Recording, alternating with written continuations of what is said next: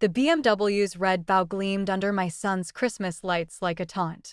I watched from the kitchen window as Marcus handed Linda the keys to her brand new $60,000 gift, his face beaming with pride. "Merry Christmas, Mom Linda," he called out, using that ridiculous nickname that made my teeth clench. My daughter-in-law, Ashley, squealed and clapped like they just cured cancer instead of buying a luxury car for a woman who'd been in our family exactly 8 months. If you're watching this, subscribe and let me know where you're watching from. Me? Well, let me show you what my loving son got his actual mother. I held up the pink plastic piggy bank, shaking it so the 3 lonely dollar bills inside rustled like dead leaves. $3.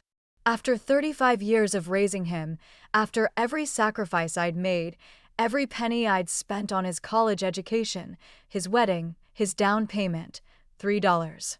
"It's symbolic, Mom," Marcus had explained with that patronizing tone he'd perfected since marrying Ashley. "You're always saving money." So, we thought this would be perfect. Perfect. That's exactly what I'd called it when I smiled sweetly and thanked him for such a thoughtful gift. Because that's what mothers do, isn't it? We smile and pretend our hearts aren't breaking while our children hand us scraps and call it love. I watched Ashley link arms with Linda, both of them admiring the leather interior like schoolgirls. Linda had swooped into our family after my dear husband Tom passed 2 years ago, appearing at every family gathering with her perfectly styled silver hair and designer clothes. Somehow she'd managed to become Mom Linda, while I, the woman who actually birthed Marcus, had been demoted to just Mom and apparently only worth $3. The December wind rattled my kitchen window as I set the piggy bank on the counter next to the Christmas cards I'd never sent. Cards that would have cost more than my entire gift. The irony wasn't lost on me, though I doubt Marcus would appreciate it, even if I explained it to him. I'd spent the morning cooking their Christmas dinner, of course, standing in my kitchen for 6 hours preparing honey-glazed ham, homemade rolls, green bean casserole from scratch, and that ridiculous trifle Ashley insisted on, even though no one but her actually liked it. My feet ached, my back screamed, and my hands were raw from washing dishes. But hey, at least I got $3 out of the deal. The front door opened, and I heard Ashley's voice carrying through the house. "We're heading out to show Mom Linda her new car around town. Not would you like to come or want to join us?" Just an announcement that they were leaving. Taking their precious Mom Linda on a victory lap while the woman who'd provided their Christmas feast stood alone in her kitchen holding a children's toy. I heard Marcus call out, "Thanks for dinner, Mom. We'll see you next week." Next week. When they needed something, no doubt. My jaw tightened as I listened to their car doors slam one after another, followed by the distinctive purr of a $60,000 engine pulling out of my driveway. The house fell silent, except for the hum of the dishwasher and the ticking of the grandfather clock Tom had loved. I looked around my empty kitchen, at the mountain of dishes I'd volunteered to clean up, at the leftover food that would feed me for a week, because God knows they wouldn't take any home. That's when I noticed Linda's purse sitting on my counter, forgotten in her excitement over her shiny new toy, a black leather Kate Spade bag that probably cost more than my monthly grocery budget. She'd left it right next to my $3 piggy bank, and somehow that felt like the universe delivering a message. I picked up the purse, feeling its expensive weight in my hands.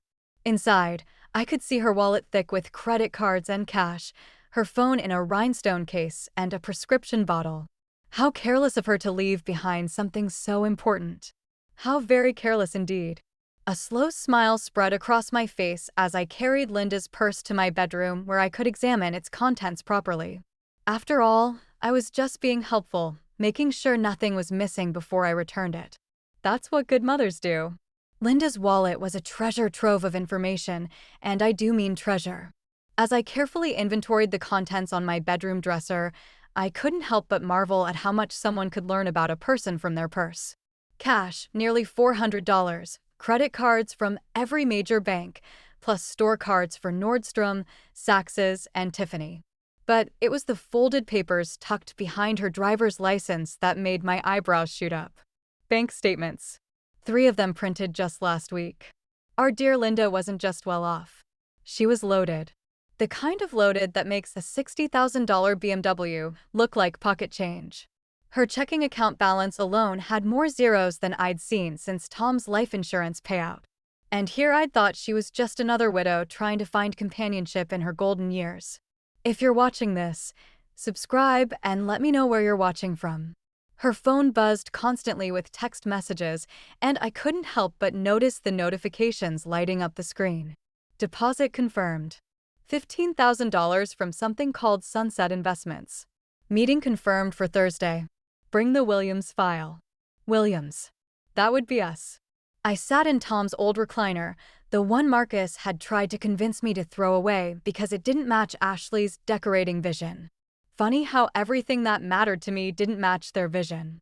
The prescription bottle caught my attention next. Anxiety medication prescribed just 2 months ago, right around the time she'd started getting more involved in our family finances. You see, Linda had been so helpful lately, offering to drive me to doctor appointments, volunteering to review my insurance policies, asking detailed questions about Tom's pension. Just want to make sure you're taken care of, honey, she'd say with that sweet smile. But now I was wondering exactly who was being taken care of. The house phone rang, jarring me from my investigation. Mrs. Williams, this is Officer Patterson with the state police. I'm calling about a report we received regarding a missing person. Linda Chin. My heart skipped, but my voice stayed steady. Linda Chin. I'm sorry, officer, but I'm not familiar with that name. Our records show she was last seen at your address earlier today. Her son filed the report when she didn't return home and wasn't answering her phone. Her son. Interesting that she'd never mentioned having children. In all her stories about being a lonely widow, somehow she'd forgotten to mention family members who might file missing person reports. Well, we did have Christmas dinner today, I said carefully. But I believe she left with my son and daughter-in-law. They were going for a drive in her new car. New car? A BMW Christmas gift from my son. I let that sink in. Perhaps you should contact them. Marcus Williams and Ashley Williams. After I hung up, I looked at Linda's phone again. 23 missed calls from someone named Brian Chen and text messages getting increasingly frantic. Mom, where are you? The police are looking for you. Please call me back. So, Linda had a son who cared enough to call the police when she went missing, unlike my son, who'd probably wait a week before wondering where I was. The irony was delicious, really. Here I was holding the belongings of a woman whose child actually worried about her well-being. I opened her photo gallery, telling myself I was still just being thorough. Most recent photos showed Linda at various family gatherings. Our family gatherings. Linda at Marcus and Ashley's anniversary dinner. Linda at their Labor Day barbecue. Linda at Ashley's birthday party. In every single photo, she was positioned between Marcus and Ashley like she belonged there more than I did. But it was the older photos that made my blood run cold. Pictures of documents, screenshots of bank statements, photos of the inside of my house, my bedroom, my home office, areas where a guest had no business being. The timestamp showed she'd been documenting things for months, long before her relationship with our family had become so cozy. My hands were shaking now as I scrolled further back. There it was. A photo of Tom's death certificate. Another of our marriage license. Screenshots of property records showing the value of our house and a photo that made my stomach drop. My social security card, which I kept in my jewelry box upstairs. Linda Chin wasn't just a lonely widow looking for family. She was conducting surveillance. The question was why, and more importantly, what was she planning to do with all this information? The grandfather clock chimed 7 times, and I realized they'd been gone for over 2 hours. A tour of the neighborhood shouldn't take that long, even with stops to show off a new car. My phone sat silent on the nightstand. No calls or texts from Marcus letting me know where they were or when they might return Linda's purse. I carefully repacked everything exactly as I'd found it, but not before taking photos of her bank statements and the more interesting documents with my own phone. If Linda was playing games, then she just taught me the rules. The BMW's engine announced their return, and I heard Ashley's laughter floating through the winter air. I positioned myself in the kitchen, Linda's purse in hand, ready to play the concerned mother who'd discovered their oversight. But as I watched Linda through the window, studying her face as she walked toward my door, I noticed something I'd missed before. The way she moved, the way she surveyed my property, the calculating look in her eyes as she approached. This wasn't a woman who'd carelessly forgotten her purse. This was a woman who'd left it behind on purpose. Oh my goodness, Dot, thank you so much for keeping my purse safe, Linda gushed as I handed it over. Her performance Oscar-worthy. I can't believe I forgot it. I must be getting old. She laughed that tinkling laugh that had charmed Marcus from day one. But now it sounded like nails on a chalkboard. No problem at all, I replied, watching her carefully check the contents. Her fingers moved quickly through the wallet, and I caught the almost imperceptible relief that flashed across her face when she confirmed everything was still there. I hope you enjoyed showing off your beautiful gift. Oh, we did. Marcus is such a thoughtful boy. You raised him well. The way she emphasized boy when talking about my 35-year-old son made my skin crawl. Ashley and I stopped by my house so I could show the car to my neighbors. They're all so jealous. If you're watching this, subscribe and let me know where you're watching from. Marcus appeared behind her, already reaching for his coat. Well, Mom, we should get going. Work tomorrow. You know how it is. 3 hours ago, he'd been beaming about his generous gift to Linda.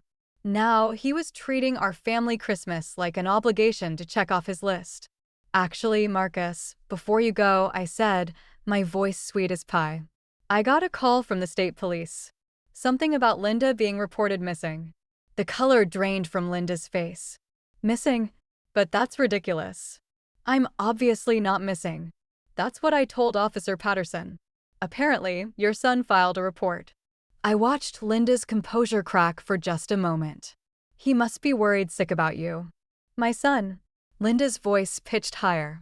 Oh, well, yes. Brian can be overprotective. Ever since his father died. She waved her hand dismissively. I should call him and explain. You have a son? Ashley looked genuinely surprised. Linda, you never mentioned having children. The silence stretched uncomfortably. Linda's eyes darted between all of us, clearly calculating her next move. Well, we're not very close. He lives in Seattle. Different lives, you know how it is. But I knew better now. Those text messages had been desperate, loving, concerned. That wasn't the communication pattern of a distant relationship. How wonderful that you have family, I said, still smiling, and they care enough to worry when you don't come home. That's precious. Marcus shifted uncomfortably. Mom, we really need to get going. Early morning tomorrow. Of course, sweetheart. Drive safely. Linda, I do hope your son stops worrying once you call him back. I watched through the window as they walked to their cars. Linda moved quickly, already dialing her phone before she reached the BMW. Marcus and Ashley followed more slowly, and I could see them talking, probably about Linda's mysterious family revelation. As soon as their tail lights disappeared, I went to my computer. Brian Chin, Seattle. It took me exactly 15 minutes to find him on social media. And what I discovered made everything click into place. Brian Chin wasn't just Linda's son. He was a successful attorney specializing in elder law and estate planning. His Facebook page was full of photos with his mother. Recent photos showing a close, loving relationship. Photos at family dinners, birthday celebrations, holidays. This wasn't a distant, estranged son. This was a devoted child who spoke to his mother regularly and spent holidays with her. So why was Linda pretending to be alone? Why was she inserting herself into our family when she clearly had one of her own? I kept digging. Linda's social media presence was minimal, but Brian's was open and Mother's appeared frequently in his posts. Mom's visiting again next month from October.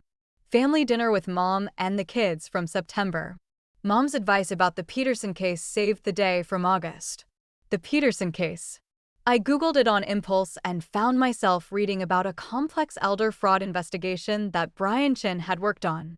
An elderly woman had been systematically defrauded by people she trusted, people who had gained access to her finances through emotional manipulation. My hands went cold. I printed the article along with several others about Brian's work, Elder Fraud Prevention, financial abuse awareness, protecting seniors from family members and friends who exploit their trust. Either this was the most incredible coincidence in history, or Linda Chen was running a very sophisticated long-term con, and my son had just bought her a $60,000 car with money I was starting to suspect he didn't actually have. I called Marcus's cell phone. It went straight to voicemail, so I tried the house. Ashley answered, her voice tight with irritation. Hi. Marcus is in the shower. That's fine, dear. I just wanted to ask him something about his finances. You know, with the expensive gift and all, I'm curious how you two are managing such generosity. The pause was too long. What do you mean? Well, a BMW isn't exactly pocket change. I'm just impressed that you've both done so well for yourselves. I kept my voice light, curious, grandmotherly. We're doing fine. Marcus got a promotion at work. How wonderful. When did that happen? He hadn't mentioned it. Another pause. Recently. Look, I should let you go. Marcus needs help with something. She hung up before I could ask another question, but she told me everything I needed to know. People who are legitimately doing well financially don't get defensive when asked about their success. They brag about it. I sat in Tom's chair looking at my $3 piggy bank and thinking about $60,000 worth of car sitting in Linda's driveway. Then I thought about those bank statements in her purse and her son, the elder fraud attorney, and the surveillance photos she'd taken of my personal documents. Something was very wrong with this picture, and I was starting to suspect that I wasn't the only victim in Linda Chen's game. The question was whether Marcus and Ashley were players or pawns. Either way, tomorrow I was going to start finding out exactly what Linda Chen was really after. And if my instincts were right, Christmas was about to become very interesting indeed. I didn't sleep much that night. Instead, I sat at my kitchen table with a pot of coffee and every piece of information I could find about Linda Chen, Brian Chen, and something that was becoming clear wasn't adding up. By sunrise, I had a plan that would have made Tom proud. My first call was to Brian Chen's law office in Seattle. I used my sweetest grandmother voice when his secretary answered. Hello, dear. This is Dorothy Williams from Virginia. I'm calling about Brian's mother, Linda. There was a little incident yesterday, and I want to make sure she's all right. Oh, you must be the family friend she's been visiting. Mr. Chin was so worried yesterday when his mother didn't answer her phone. Is she okay? If you're watching this, subscribe and let me know where you're watching from. Family friend, interesting choice of words. Yes, she's fine now. But I'm curious.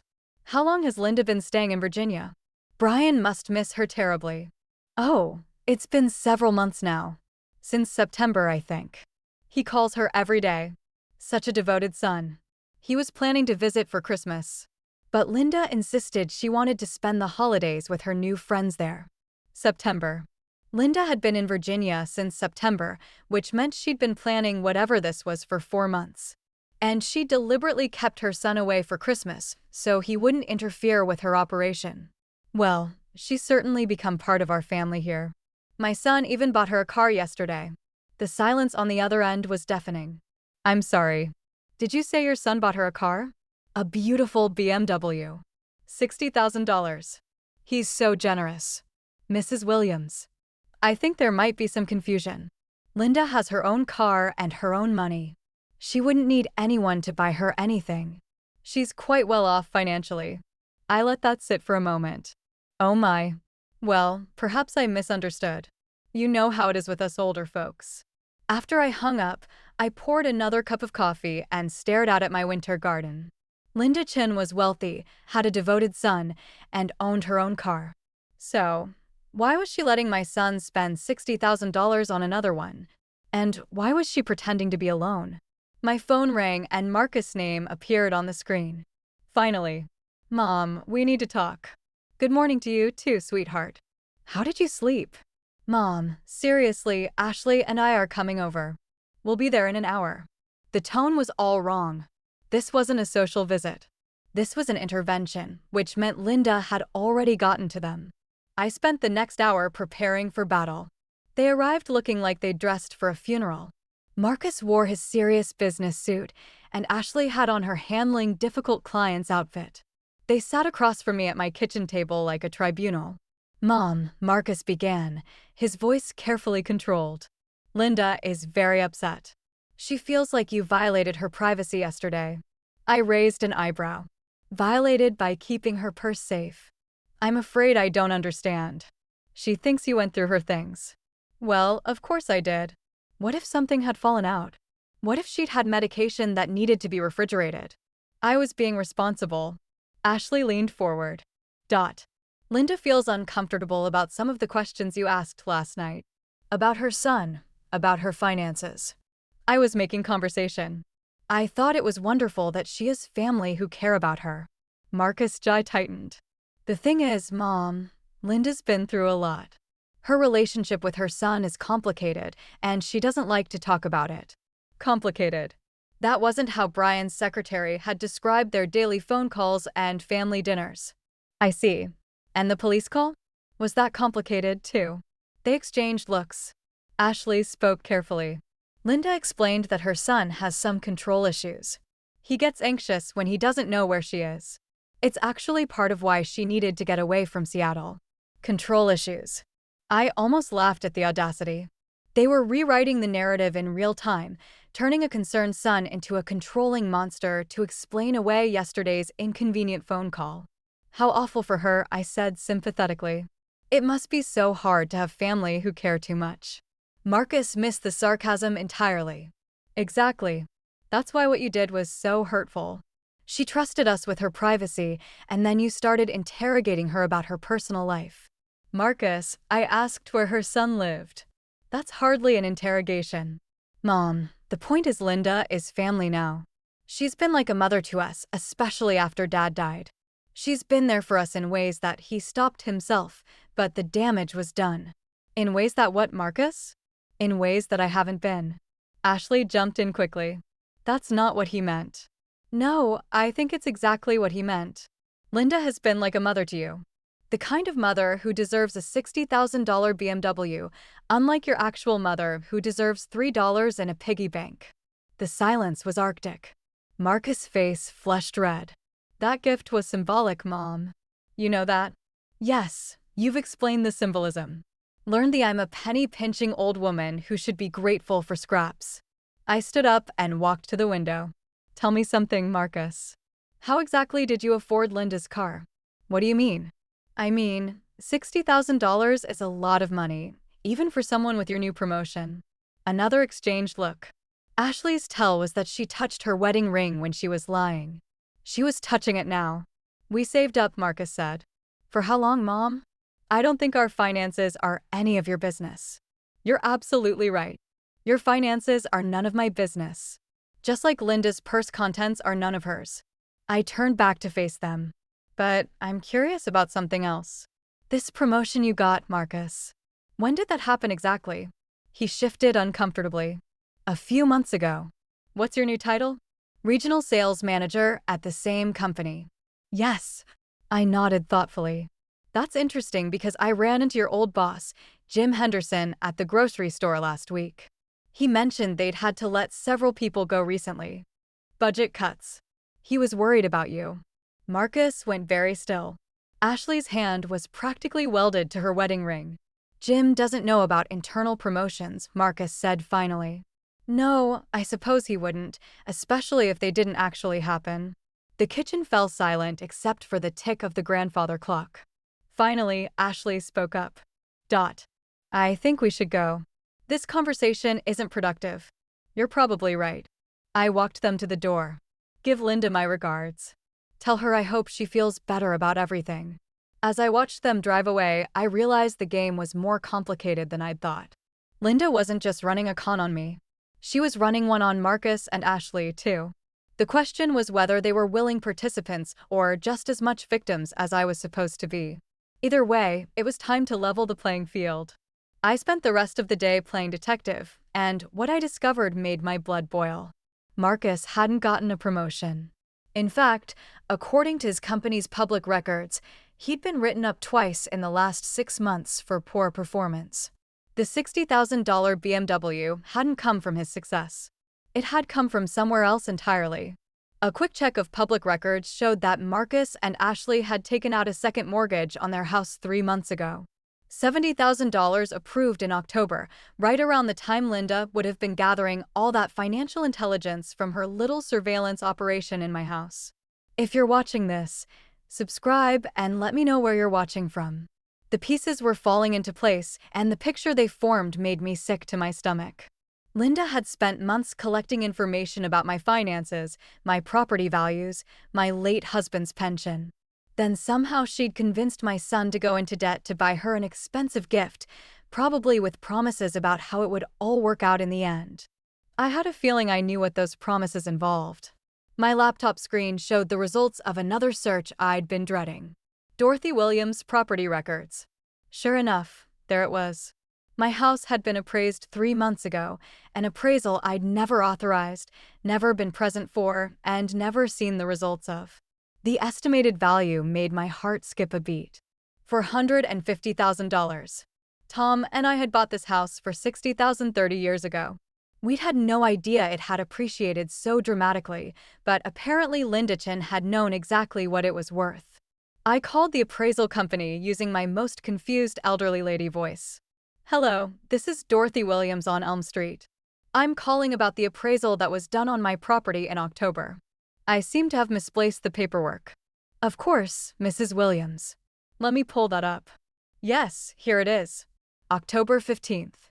The appraisal was ordered by Marcus Williams for estate planning purposes. Estate planning? My estate being planned while I was still very much alive. And he was authorized to order this. How exactly? Well, he's listed as your power of attorney on the request form. He provided all the necessary documentation. Power of attorney. I thanked the woman and hung up, my hands shaking with rage. I had never ever granted Marcus power of attorney over anything, but apparently someone had created paperwork claiming otherwise. I drove to my lawyer's office without calling ahead. Margaret Patterson had handled Tom's will and our estate planning for 20 years.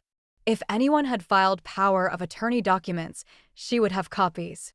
Dorothy. Margaret looked surprised to see me. I wasn't expecting you today. How are you holding up?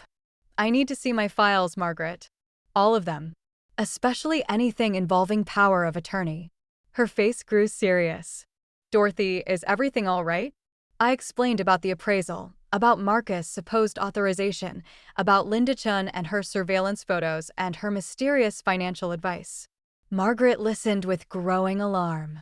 Dorothy, I've never prepared any power of attorney documents for you. You were very clear after Tom died that you wanted to maintain complete control of your affairs. Then, how did Marcus get authorization to order an appraisal of my house? Margaret was already turning to her computer. Let me check something. Her fingers flew over the keyboard, then stopped. Her face went white. What is it? Someone filed a power of attorney document with the county clerk 3 weeks ago. It's notarized and appears to grant Marcus Williams complete authority over your financial and property matters. The room spun a little. That's impossible. I never signed anything like that. Dorothy, I need you to look at something. She turned her monitor toward me. There on the screen was a legal document bearing my name and signature. It looked official, complete with a notary seal and witness signatures. It was also a complete forgery. The signature looks like yours, Margaret said carefully. I studied it closely. It's close, but look at the Y in Dorothy. I always loop it twice. This only has one loop. And I never dot my I's with circles. I use plain dots. I pointed to several inconsistencies in the handwriting. This is a very good forgery, but it's not my signature. Margaret's expression was grim. Dorothy, if someone forged legal documents to gain control of your assets, this is fraud. Serious fraud. We need to call the police. Not yet, I said quickly. I need to understand the full scope of what they're planning first. If I report this now, they'll just destroy evidence and claim it was all a misunderstanding. Dorothy, this is dangerous. If they have fake power of attorney documents, they could sell your house, drain your accounts, anything. I thought about Linda's bank statements, about her son, the elder fraud attorney, about the BMW that Marcus couldn't actually afford. I think they're planning exactly that, but I want to catch them in the act. Margaret looked horrified. I can't advise you to wait on this. You're not advising me. I'm telling you what I'm going to do. I stood up, feeling more determined than I had in years. But I need you to do something for me.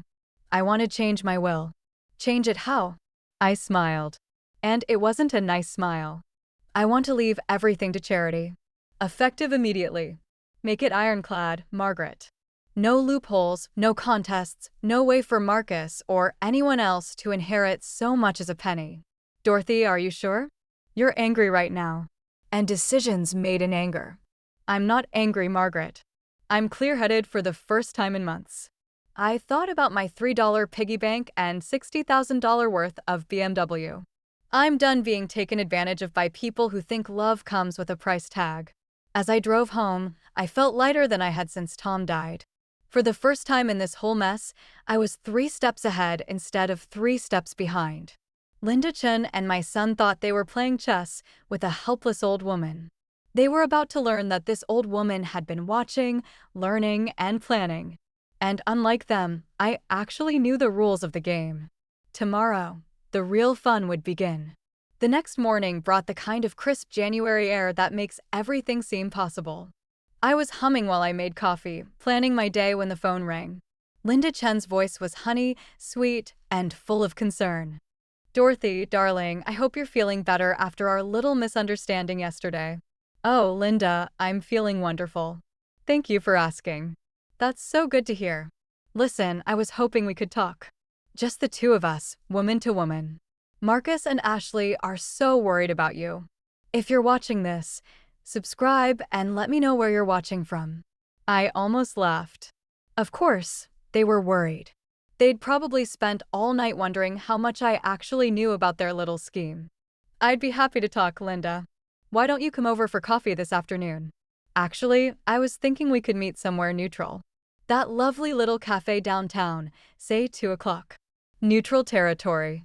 She was being careful now, making sure our conversation couldn't be recorded or interrupted. That sounds perfect. I'll see you then. I spent the morning preparing for what I suspected would be Linda's first serious attempt at manipulation. I dressed carefully, my best sweater, Tom's wedding ring prominently displayed, just a touch of lipstick. I wanted to look like a harmless widow, someone who might be easily convinced to make poor decisions. The cafe was nearly empty on a Tuesday afternoon. Linda had chosen a corner table where we could talk privately, and she'd arrived early to secure the position. I noted the way she'd positioned herself with her back to the wall where she could see everyone coming and going. This wasn't a grieving widow having coffee with a friend. This was a predator preparing to strike. Dorothy, you look lovely today, Linda said, standing to hug me. I'm so glad we could do this. Me too, dear. It's nice to have some girl time. We ordered coffee and small talk for a few minutes about the weather, her new car, how thoughtful Marcus was. Then Linda leaned forward with that concerned expression she'd perfected. Dorothy, I want you to know that Marcus and Ashley are very worried about you. They think you might be feeling left out, maybe a little jealous of our relationship. I widened my eyes innocently. Jealous? Oh my goodness. Why would they think that? Well, the questions yesterday about my son, about my finances, it felt a little intrusive, like maybe you were trying to find reasons not to trust me. Linda, I hope you don't think I was prying. I was just making conversation. She reached across the table and patted my hand. Of course, sweetie. I know you meant well, but here's the thing, and I hope you won't be offended, but Marcus has shared some concerns about your financial situation. Here we go. I made myself look confused. My financial situation? He's worried that you're not being strategic about your assets. You know, planning for the future, making sure your money works as hard as possible for you. I think I'm doing fine, dear. Tom left me well provided for. Linda's smile became more intense. But Dorothy, are you really maximizing your potential? That beautiful house of yours, for instance. It's worth so much money just sitting there. You could be leveraging that equity, making investments that would secure your future investments. Well, yes. Marcus mentioned that you've been talking about maybe downsizing, finding something more manageable, and I happen to know some people who specialize in helping seniors transition their assets in tax-advantaged ways. I blinked slowly as if processing this information. Tax-advantaged ways. It's complicated, but basically there are legal strategies that can protect your wealth from estate taxes while giving you access to much more liquid capital. You could sell the house to an investment group I work with, then lease it back at a very reasonable rate. You'd have hundreds of thousands of dollars to invest, plus you could stay right where you are.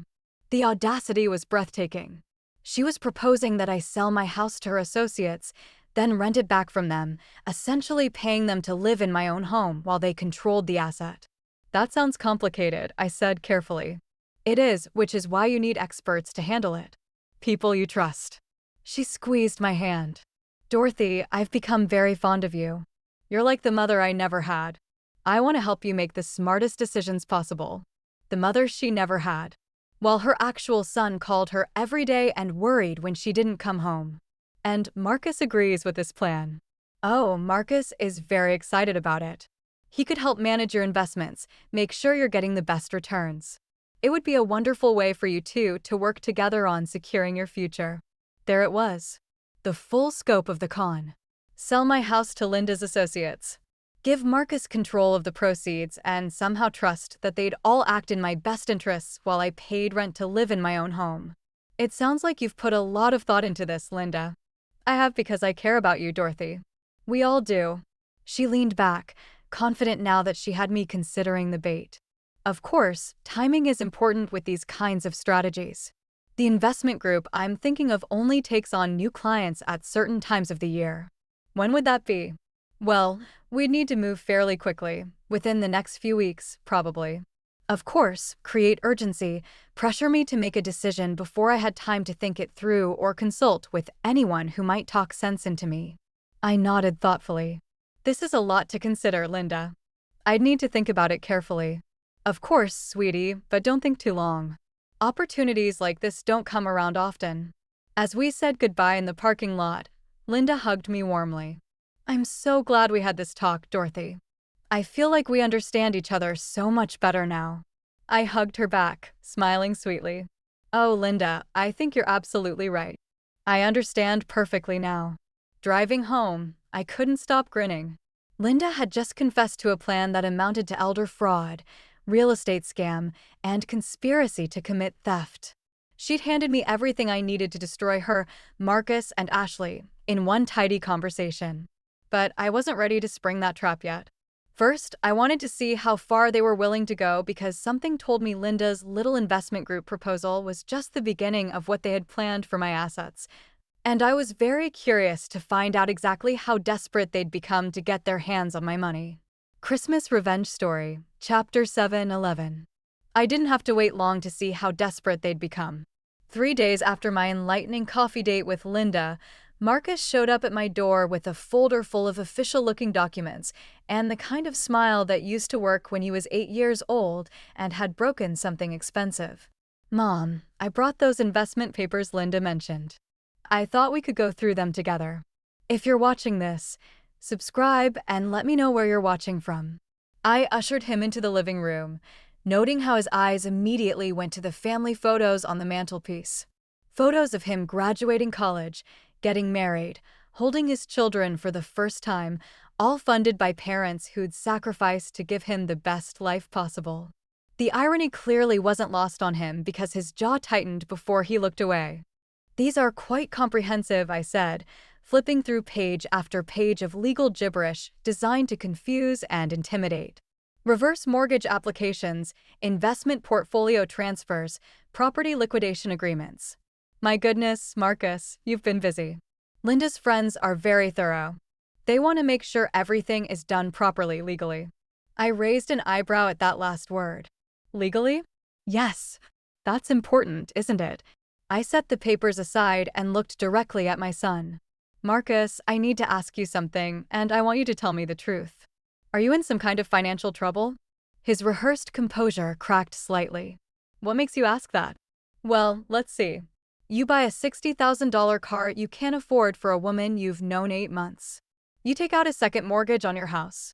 You claim to have gotten a promotion that your company has no record of, and now you're pressuring me to liquidate my assets for mysterious investment opportunities. I smiled sweetly. Call it mother's intuition. Marcus ran his hands through his hair, suddenly looking older than his 35 years. Mom, it's complicated. I'm sure it is. Help me understand. For a moment, I thought he might actually tell me the truth. His shoulders sagged and he stared at his hands like a little boy caught stealing cookies. Then his phone buzzed and I saw Linda's name on the screen. Whatever spell of honesty had been building broke immediately. Look, Mom, the bottom line is this. You're sitting on a gold mine here. This house, Dad's pension, your savings, but it's not working for you.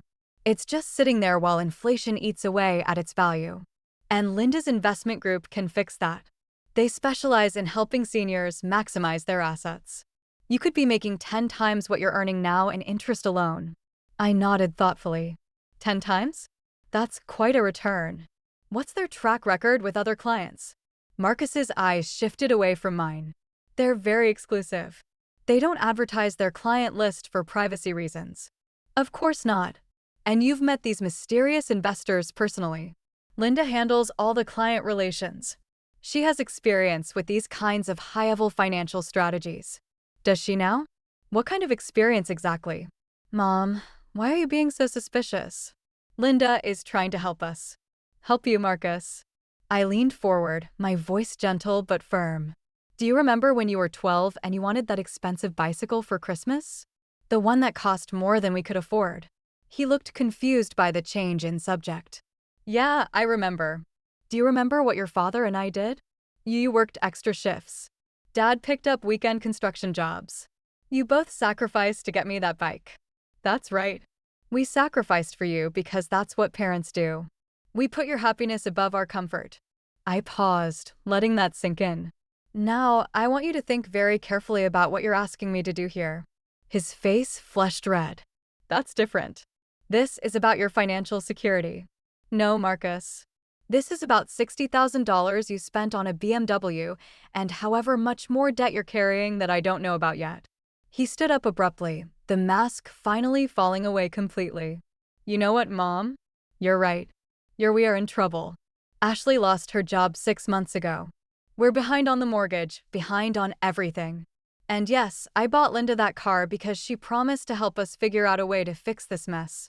Finally, some honesty. And what exactly did she promise you? She said if we showed her how much we valued her advice, she could help us restructure our finances. She knows people, Mom. Important people with money. People like her mysterious investment group. Yes. And all we need is some startup capital to get into their program. Capital that you're just letting sit here doing nothing. There it was. The full truth laid bare in all its pathetic desperation. My son hadn't bought Linda a BMW out of generosity. He'd bought it as a down payment on a con job, using money he'd borrowed against his house, betting that he could manipulate his mother into bailing him out. I see. And if I don't provide this startup capital, Marcus' voice dropped to barely above a whisper. Mom, we could lose the house. The kids' college funds are already gone. Ashley's talking about leaving me. My heart broke a little. Despite everything, this was still my son, still the little boy who'd once brought me dandelions and called them flowers. But he was also a grown man who'd chosen to solve his problems by defrauding his mother instead of asking for help. Marcus, why didn't you just come to me honestly? Why all this elaborate deception with Linda and fake power of attorney documents and investment scams? He went very still. What power of attorney documents? The ones filed with the county clerk giving you legal authority over my finances, the ones with my forged signature. The color drained from his face. Mom, I don't know anything about power of attorney documents. That wasn't part of the plan. What plan? Linda said. She said you'd resist the investment opportunity at first. But if we showed you how successful and grateful we were, you'd eventually come around. She said older people needed to see proof of prosperity before they'd trust financial advice. I stared at my son, seeing him clearly for perhaps the first time in years. He was a victim, too, just a more willing one than I was supposed to be. Marcus, Linda Chin, is not who she pretends to be. She's been running surveillance on this family for months, forging legal documents and setting up what amounts to an elaborate theft of my assets. That's impossible. She's been nothing but kind to us. Kind people don't take photographs of other people's social security cards, Marcus. Kind people don't have their sons file missing person reports when they disappear for a few hours. He sank back into his chair, looking lost and confused. For a moment, I felt sorry for him. Then I remembered the $3 piggy bank. And the feeling passed. Mom, what are you saying? I'm saying you and Ashley have been played by a professional, and you were so desperate to solve your financial problems that you didn't bother to question why a wealthy widow would need you to buy her expensive gifts before she'd help you. Marcus buried his face in his hands. When he looked up again, his eyes were filled with tears. God, Mom, what have I done? What Marcus had done, as it turned out, was worse than either of us had initially realized. Over the next 2 hours, as I made coffee and forced him to walk me through every interaction he'd had with Linda Chen, the scope of their manipulation became clear. Linda hadn't just targeted our family randomly. She'd been watching us since Tom's funeral, studying our routines, learning our vulnerabilities. She'd known Marcus was struggling financially before he'd even realized it himself. And she'd positioned herself perfectly to offer solutions when the pressure became unbearable. If you're watching this, subscribe and let me know where you're watching from. She knew everything, Mom. She knew about Ashley's job situation before Ashley even got laid off. She knew about the second mortgage before we applied for it. It was like she could predict exactly what we'd need and when we'd need it. I thought about those surveillance photos in her phone, the months of preparation, the carefully staged introduction at Ashley's birthday party. Marcus, this wasn't a coincidence. Linda Chen researched our family like a doctoral thesis. She knew exactly which buttons to push and when. But why us? We're not rich people. I walked to the window looking out at the house that had become the centerpiece of Linda's elaborate con. We're not rich, but this property is worth $450,000. Add in Tom's pension, my savings, and the insurance money, and we're talking about $34 million in assets. Marcus went very quiet. That much? That much. I turned back to face him. Enough to make it worth months of planning and a $60,000 investment in gaining your trust. Jesus. Mom, I'm so sorry. I've screwed up everything. Sorry wasn't going to fix the forged documents or the second mortgage or the fact that his financial problems had made him vulnerable to a predator. But it was a start. Marcus, I need you to be completely honest with me now. What exactly did Linda promise you in return for buying her that car? He took a shaky breath. She said her investment group required a demonstration of good faith from potential clients, something to show we were serious about working with them. The car was supposed to prove we could handle significant financial decisions. And after the car, she said they'd review our financial situation and help us restructure everything, consolidate our debts, set up new investment portfolios, maybe even help us qualify for better mortgage terms for a fee, I assume. Well, yes. But she said the returns would more than offset the costs. She showed me projections, charts, testimonials from other families they'd helped. I almost felt sorry for him. Linda had played him so skillfully, giving him exactly the hope he needed to hear, while slowly drawing him deeper into debt and desperation. Marcus, did you ever meet any of these other families? No, but Linda said they valued their privacy. High net worth individuals don't like to publicize their financial strategies. And you never thought to independently verify any of this? His face crumpled. Mom, I was drowning. Ashley was talking about divorce lawyers. The kids were asking why we couldn't afford their school activities anymore, and I was working 70-hour weeks just to stay afloat. When Linda offered a solution, I grabbed it like a life preserver. I understood desperation, but I also understood that desperation didn't excuse what he'd been willing to do to me. So, you decided to throw your mother overboard to save yourself. That's not how she presented it. She said it was a win-win situation. You'd get better returns on your investments. We'd get help with our debts, and everyone would be better off financially except that I'd have to sell my house and rent it back from her associates. She said you'd been talking about downsizing anyway. I never said any such thing.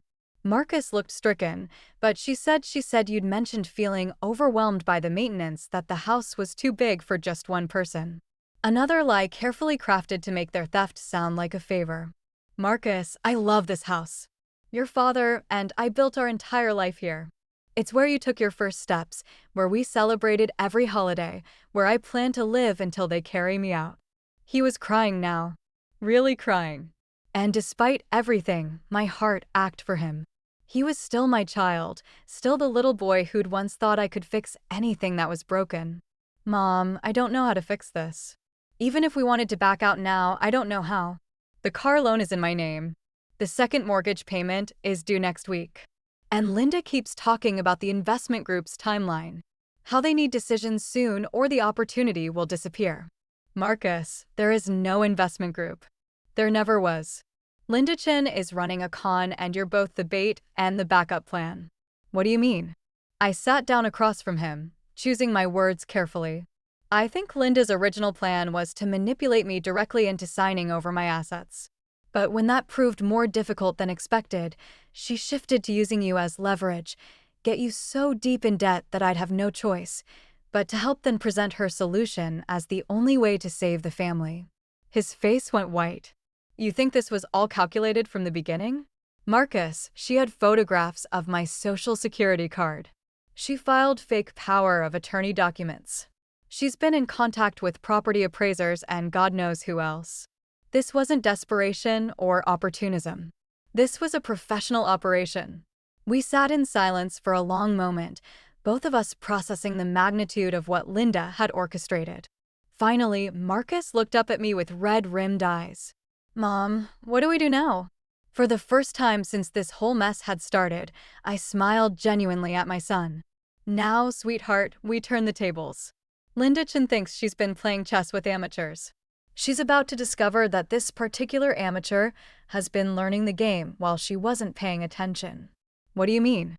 I reached into my purse and pulled out my phone, scrolling to the voice recording app I'd started when Marcus first arrived. "I mean, I've been documenting every conversation, every confession, every admission of guilt. Linda may be good at running cons, but she made one critical mistake." "What's that?" "She underestimated the woman whose life she was trying to steal." I stood up, feeling more energized than I had in months. "Now, let's call Ashley and get her over here. It's time for this family to have a completely honest conversation about exactly what we're going to do to Linda Chen." Marcus looked up at me with something approaching hope. "You're going to help us?" I thought about the $3 piggy bank sitting on my kitchen counter, about the forged documents and the surveillance photos, and the elaborate manipulation that had nearly destroyed my family. "Oh, sweetheart, I'm going to do so much more than help you. I'm going to teach Linda Chin why you should never try to con a woman who's lived through 70 years of people underestimating her." Ashley arrived within the hour, looking like she'd been crying for days. When she saw Marcus's tear-stained face and the pile of investment documents scattered across my coffee table, she sank into Tom's old recliner with a defeated sigh. "She knows, doesn't she?" Ashley asked quietly. "About all of it. I know about the forged documents, the fake investment group, and the fact that you're both in over your heads with a professional con artist," I replied, pouring her a cup of coffee. "What I don't know is how much of this you were aware of versus how much Linda fed you in carefully crafted lies. If you're watching this, subscribe and let me know where you're watching from." Ashley wrapped her hands around the mug like it was an anchor. I knew we couldn't afford the BMW. I knew the promotion story was a lie, but Linda was so convincing about the investment opportunity, and I was so scared about losing the house. She trailed off, staring into her coffee. "Ashley, I'm not here to judge you. I'm here to figure out how we clean up this mess before Linda destroys all of us. Can it be cleaned up?" Ashley looked up at me with desperate hope. "Or are we completely screwed?" "Well, that depends on how far you're willing to go to make this right." Marcus leaned forward. "Mom, we'll do anything." "Do I mean it?" "Whatever it takes." I walked to my desk and pulled out a folder I'd been preparing for the last 3 days. "Good, because what I'm about to propose is going to require both of you to be better actors than you've ever been in your lives." I spread my plan across the coffee table. Printed emails, fake financial documents, and a timeline that would make Linda Chin very sorry she'd ever heard the name Dorothy Williams. "Here's what's going to happen tomorrow. Marcus, you're going to call Linda and tell her I've agreed to the investment proposal. You're going to say I was initially resistant, but after seeing how happy she'd made you both, I've decided to trust her judgment. Ashley frowned. But won't she be suspicious if you suddenly change your mind? Not if Marcus sells it right. Linda expects elderly people to be confused and changeable. She'll chalk it up to typical senior behavior and congratulate herself on her patience paying off. I pulled out the next set of documents. Then, Ashley, you're going to arrange a meeting with Linda and her mysterious investment group. Tell her I want to meet them face to face before signing anything, that I'm old-fashioned that way. But they don't exist, Marcus pointed out. Exactly. Which means Linda is going to have to scramble to produce them, or she's going to have to admit there is no investment group and reveal her real plan. Ashley was studying the fake documents I'd prepared. Dorothy, these look incredibly official. How did you? I may be old, but I'm not technologically illiterate. Amazing what you can accomplish with a good printer and too much time on your hands. I smiled. Linda isn't the only one who can forge convincing paperwork. Marcus picked up one of the fake bank statements showing dramatically inflated account balances. Mom, what is all this supposed to accomplish? It's bait, sweetheart. Linda thinks I'm worth 34 of $1 million. These documents suggest I'm actually worth closer to 2 million. When she sees these, her greed is going to override her caution. And then what? I pulled out my phone and showed them the recording app.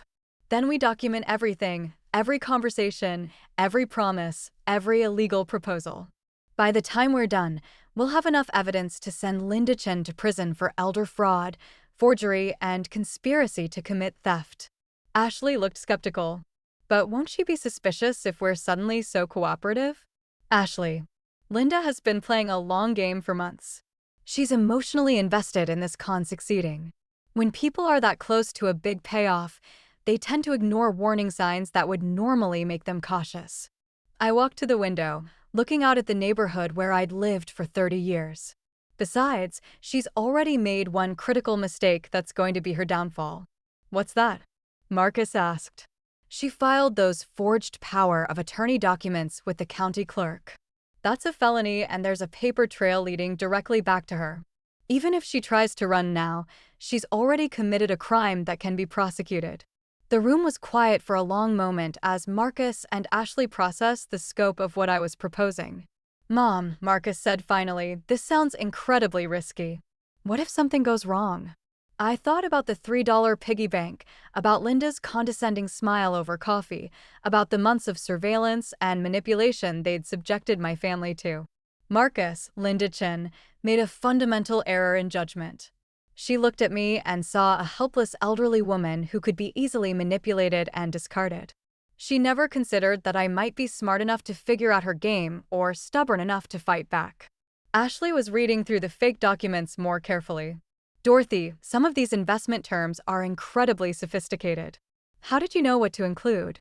I called Brian Chen's law office and told his secretary I was thinking about hiring him to review some investment proposals for potential fraud indicators. She was very helpful in explaining what red flags to look for. I smiled at their shocked expressions.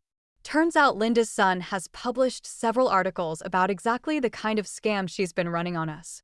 You called her son's office. Marcus looked horrified. I called seeking legal advice. Perfectly legitimate. And I learned that Brian Chen specializes in prosecuting exactly this type of elder fraud. When this all comes out, Linda's going to have to explain to her attorney's son why she's been running the same scams he built his career fighting against. Ashley sat down her coffee cup, a new determination in her eyes. What do you need us to do? I need you both to sell this like your lives depend on it, because in a very real sense they do. If we can't prove Linda manipulated you into participating in fraud, you could both end up facing criminal charges as her accomplices. That sobered them quickly. Marcus straightened up, suddenly looking more focused than I'd seen him in months. Mom, you really think we can pull this off? Sweetheart, I spent 40 years as a nurse dealing with emergencies, managing crises, and thinking fast under pressure. Linda Chen picked the wrong woman to mess with. I gathered up my fake documents and smiled at both of them. Now, let's go over exactly what you're going to say to Linda tomorrow, because by the time we're finished with her, she's going to wish she'd never heard the name Williams. The meeting was set for Friday afternoon at Linda's house, and she was practically vibrating with excitement when she opened the door. She dressed for success in an expensive silk blouse and her best jewelry, clearly expecting to close the biggest deal of her career. "Dorothy, Marcus, Ashley, come in. Come in." She ushered us into her living room, which had been transformed into a makeshift conference room with presentation materials spread across every surface. "I'm so excited you've decided to move forward with this opportunity. If you're watching this, subscribe and let me know where you're watching from." The room was a shrine to luxury. Expensive art, designer furniture, fresh flowers that probably cost more than most people's weekly grocery budget. All of it paid for, I suspected, by previous victims who'd been unfortunate enough to trust Linda Chen with their financial futures. "Linda, before we begin, I'd like to meet with your investment team," I said, settling into an uncomfortable modern chair that was all style and no substance. I'm old-fashioned about these things. I prefer to look people in the eye before I trust them with my life savings. Linda's smile flickered for just a moment. "Of course, Dorothy. Unfortunately, they were called away on an emergency with another client, but I have all their credentials here, and I can answer any questions you might have." "An emergency?" I raised an eyebrow. "What kind of emergency requires an entire investment team?" "Well, you know how it is with high-stakes financial matters.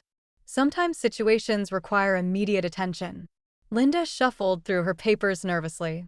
"But I assure you, they've reviewed your case thoroughly, and they're very excited about the potential returns." Ashley leaned forward, playing her part perfectly. "Linda, Dorothy has been asking some very detailed questions about the investment structure. She wants to understand exactly how her money will be managed." "Of course, that's very wise." Linda spread out a series of charts and graphs that looked impressive, but were essentially meaningless. "Your initial investment of $750,000 would be placed in a diversified portfolio of high-yield securities." I pretended to study the documents carefully. $750,000. "But Linda, my assets are worth considerably more than that." Linda's eyes lit up like a slot machine hitting jackpot. "Well, yes, but we typically recommend starting with a conservative amount for the first year, then expanding the portfolio as returns demonstrate the program's success." I pulled out my fake bank statements and spread them across her coffee table. "But according to my financial review, I have liquid assets of nearly $2 million. Shouldn't I be maximizing the growth potential on all of it?" Linda practically lunged for the documents, her composure cracking as greed overrode her caution. "Dorothy, these numbers are this is substantially more than we initially discussed." "Yes. Well, I had my accountant do a comprehensive asset evaluation after our coffee meeting. Turns out Tom was even more financially savvy than I'd realized." I watched Linda's pupils dilate as she calculated her potential take from a $2 million score.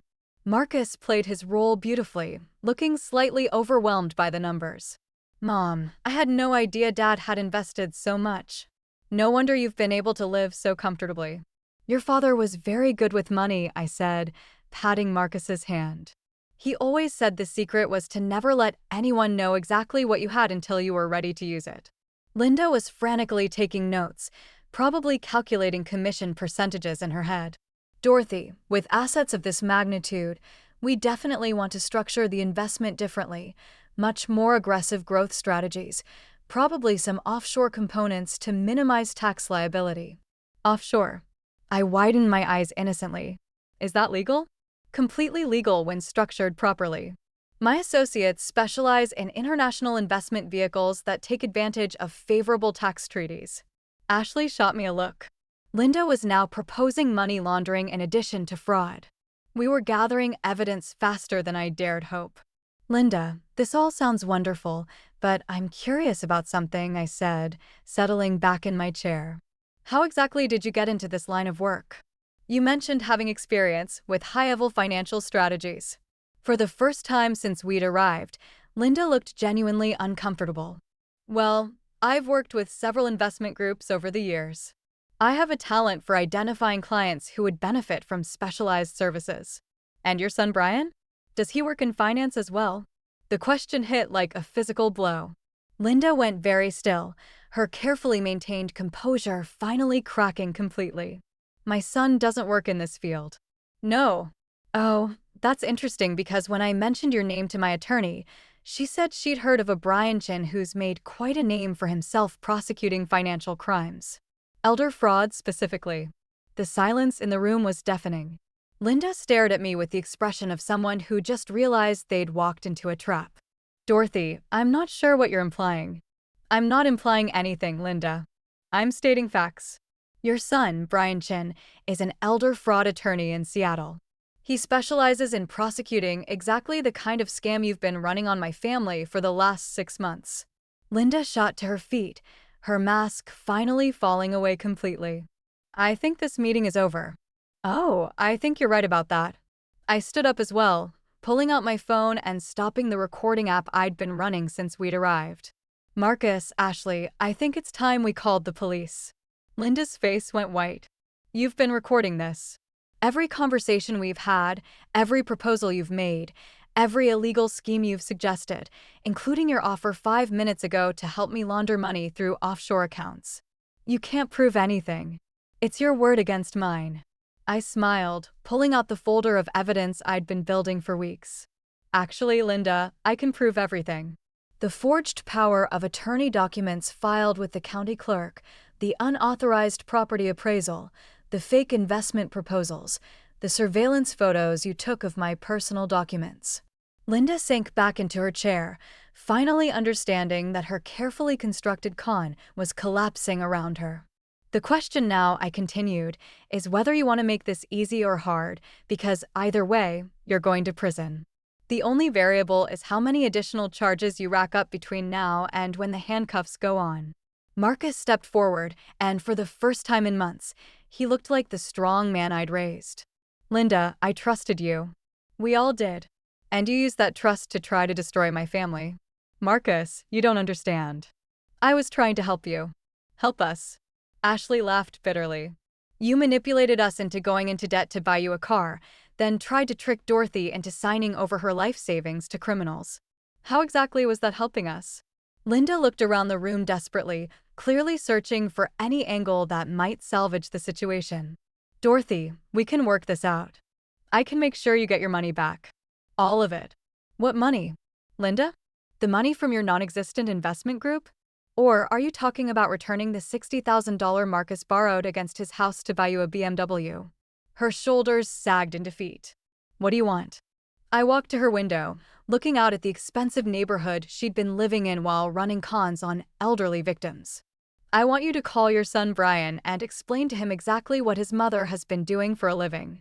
I want you to return every penny you've stolen from Marcus and Ashley. And I want you to provide the district attorney with information about every other victim you've scammed over the years.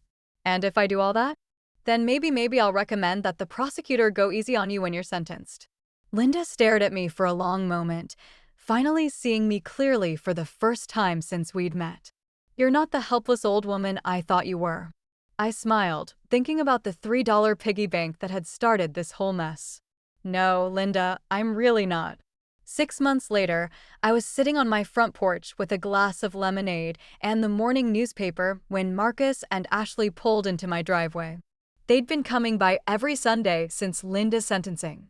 Partly out of guilt and partly, I suspected, because they'd finally realized what they'd almost lost. Linda Chin had pleaded guilty to elder fraud, forgery, conspiracy to commit theft, and money laundering. She was currently serving a 3-year sentence in federal prison. And her son, Brian, had testified at her sentencing hearing about the devastating impact her crimes had on families like ours. It had been one of the most heartbreaking things I'd ever witnessed, a son having to publicly condemn his mother's choices while still somehow trying to show love for the woman who'd raised him. If you're watching this, subscribe and let me know where you're watching from. Marcus got out of the car first, followed by Ashley and the grandchildren I hadn't seen much of during Linda's manipulation campaign.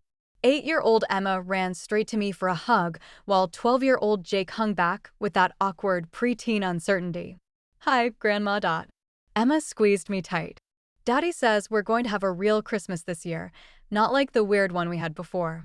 Emma, Ashley scolded gently, but I just laughed. She's not wrong.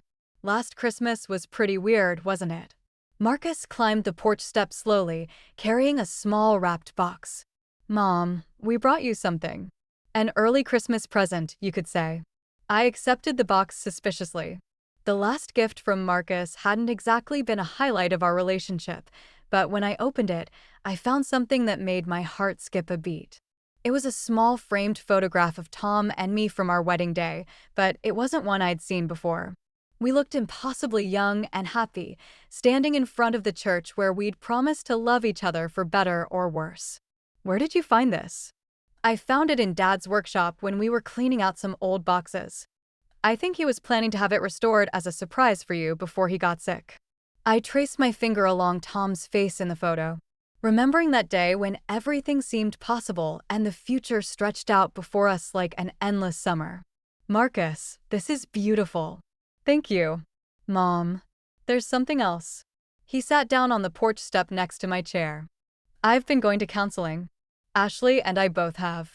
We're trying to figure out how we let ourselves get so lost that we almost threw away the most important relationships in our lives. Ashley nodded, settling into the other porch chair. The therapist says that financial stress can make people do things they'd never normally consider. But that's not an excuse for what we did to you. No, it's not. I agreed. But it's an explanation, and that's a start. Emma was playing in the front yard while Jake sat on the porch railing, pretending not to listen to the adult conversation, but obviously absorbing every word. Mom, Marcus continued, I need you to know that we've paid back every penny of the second mortgage. It took all of our savings, and we'll be eating macaroni and cheese for the next year, but we're debt-free. And the BMW sold it and returned the money to the bank. Linda's restitution covered the gap between what we owed and what we got for it. I nodded approvingly. Good. How are you managing without Ashley's income? I'm working 2 jobs now. Ashley said, it's not ideal, but we're making it work. And Marcus got that promotion for real this time. Actually, Marcus added, I got promoted because I started working harder instead of looking for get-rich-co schemes to solve our problems. We sat in comfortable silence for a while, watching Emma chase butterflies in the front yard. The morning was warm and peaceful with the kind of gentle breeze that makes you grateful to be alive. Grandma, Jake said suddenly. Dad told us about the lady who tried to steal your house. He did he? Yeah. He said she was really smart and almost fooled all of you.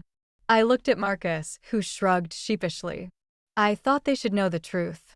Age-appropriate version, obviously. And what did you learn from Daddy's story? I asked Jake. The 12-year-old thought carefully before answering. That grown-ups can make really stupid mistakes when they're scared. And that you should never try to trick Grandma Dot because she's way smarter than she looks. I burst out laughing. Jake, that might be the wisest thing anyone said all year. Marcus grinned. He gets that from his grandmother. As the afternoon wore on, we fell into the kind of easy family rhythm that I'd missed during those dark months of Linda's manipulation. Emma showed me her latest art project. Jake told me about his baseball team, and Marcus and Ashley actually seemed to relax for the first time since I'd known them. When they were getting ready to leave, Ashley hugged me tightly. Dorothy, I know we can't undo what happened, but I want you to know that we're going to spend the rest of our lives making sure nothing like that ever happens again. I know you will, sweetheart. Marcus was the last to say goodbye. Mom, there's one more thing. I know this doesn't make up for anything, but I wanted you to have this. He handed me an envelope, and inside I found a handwritten letter that started with, Dear Mom, and went on for 3 pages. It was an apology, but more than that, it was an acknowledgement of everything I'd done for him over the years and a promise to be the son I'd raised him to be. At the bottom, he'd written, You taught me that family means putting each other first, even when it's hard. I forgot that lesson for a while, but I promise I'll never forget it again. After they left, I sat on my porch as the sun set, thinking about the strange journey that had brought us to this point. Linda Chin had tried to destroy my family, but in the end, she'd actually saved us. Her manipulation had forced us to confront truths we'd been avoiding and find strength we didn't know we had. I thought about the $3 piggy bank, which now sat on my mantelpiece as a reminder of how far we'd all come. Next to it was a photo of Linda being led away in handcuffs, not because I wanted to gloat, but because I never wanted to forget how close I'd come to losing everything that mattered. My phone buzzed with a text message from Brian Chin. Over the past few months, he'd become an unexpected friend, bonding with me over the shared experience of loving someone who'd made terrible choices. "How was the family visit?" His message read. I typed back, "Perfect. How are you holding up?" Good days and bad days, but more good ones lately. Thank you for not giving up on her completely. The letters you sent her in prison mean more than you know. I smiled, looking up at the stars that were just starting to appear in the darkening sky. Even in the midst of betrayal and heartbreak, there were still opportunities for grace and forgiveness. Linda Chin had tried to steal my money, my home, and my family. But she'd never managed to steal my capacity for hope. As I stood up to go inside, I noticed a car slowing down in front of my house. For a moment, my heart rate spiked, old fears kicking in, but it was just a neighbor waving hello as they drove past. I waved back, laughing at myself for the momentary panic. Linda Chin was in prison. Her con had been exposed. And my family was whole again. There were no more shadows to fear, no more schemes to uncover, just a 70-year-old woman who'd learned that sometimes the best gift you can give someone is the chance to face the consequences of their choices, grow from their mistakes, and find their way back to what really matters. I looked back at my house with its lights glowing warmly in the windows and smiled. Tom would have been proud of how I'd handled everything, not just the investigation and the evidence gathering, but the forgiveness that came after. Because in the end, that's what family really means, not just putting each other first when it's easy, but finding your way back to love even when it's hard.